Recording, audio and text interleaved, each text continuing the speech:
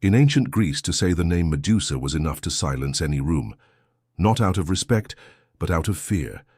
It was said her very presence turned the brave to stone, and that her gaze spared not even the pure of heart. But before the curse, before the screams and the statues, Medusa was just a girl, a devout soul, a daughter of the sea. And this is her forgotten story. She was born from the depths, daughter of Phorcys and Ceto, ancient sea gods as primordial as the ocean itself. They also gave birth to Stheno and Euryale, creatures monstrous from birth, with razor-sharp fangs and scales that shimmered under moonlight. But Medusa came into the world with human skin, dark hair, and eyes bright as sea foam on calm mornings. She was living beauty. She grew up on a wild coast, where the wind carried ancient tales and the waves whispered secrets of the gods. It was there she met Phicles, a fisherman's son, curious, cheerful, and someone who never saw monsters in Medusa's face. From the first glance, something bloomed, true friendship. They played gods and heroes in the warm sands. She always portrayed Athena, the goddess she so deeply admired. He switched between villain and fallen hero, laughing loudly. "One day I'll be the hero, and you the goddess who rewards me." She laughed. Goddesses don't fall in love. They serve wisdom, nothing more. And with those childish words, they forged a bond that would take years to unravel. Medusa turned down suitors.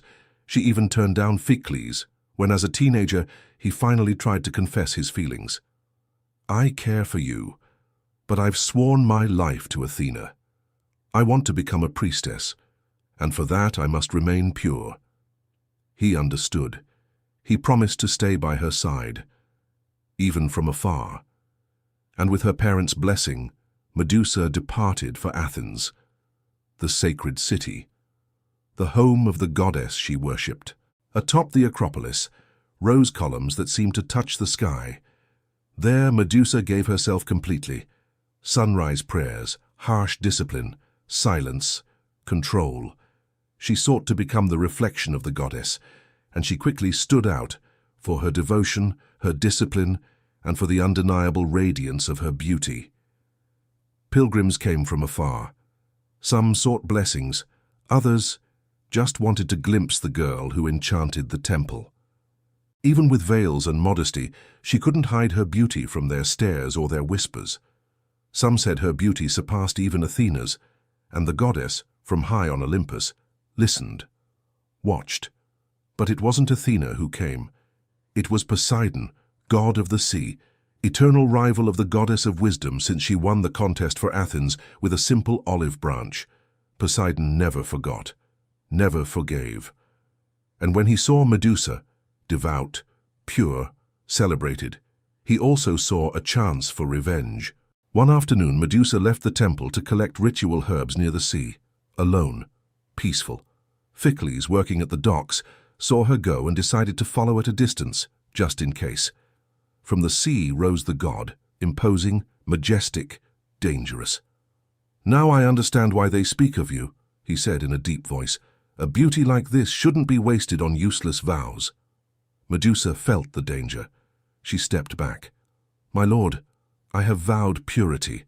I serve the goddess. I cannot accept." But Poseidon did not accept rejection, not from mortals, not from priestesses. He stepped forward. She tried to flee. He grabbed her. She fought. And the sea witnessed an abominable act.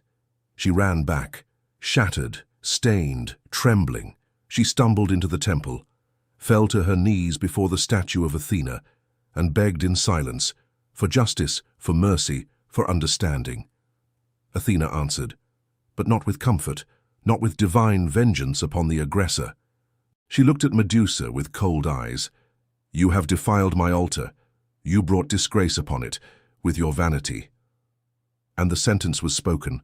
Her hair twisted. The strands transformed into living serpents, hissing. Her eyes, once gentle, became cursed. Whoever looked into them would turn to stone.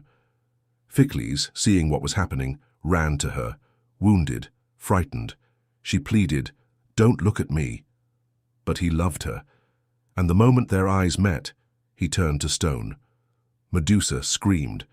A scream like never before, a sound that shattered columns, temples, and centuries. The city drove her out. Men hunted her, calling her a monster. But she was just a woman who never wanted to harm anyone, only to exist. She took refuge in forgotten ruins, in emptiness, in guilt, in silence, even there.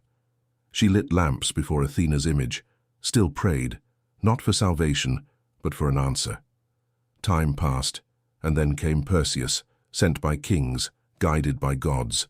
Armed with a shield that reflected everything, except what truly mattered, he found her asleep, peaceful, exhausted, living among statues of men who tried to kill her, and without looking directly, guided by reflection, he raised his sword and struck. From her blood sprang two creatures, Pegasus, the winged horse, and Chrysaor, the golden warrior, sons of Poseidon, born not from love, but from violation, from the curse that turned her womb into a tomb, from pain that became legend, from an injustice that never had a voice. Athena took her head and turned it into a shield, a symbol, a weapon, a warning. They didn't remember the devout young girl. They remembered the beast, the monster. But the real monster was never Medusa. It was the silence, the neglect, the divinity that judges but does not protect, and the humanity that forgets far too quickly. Medusa was not born a monster. She was made one, by the gods, by envy, by violence. And in every stone she cast a gaze upon, there is one last scream, a plea never heard. If you too believe she didn't deserve this fate, comment below. The temple fell, but the memory remains. Subscribe to MythoVerse. The curses of the gods still echo.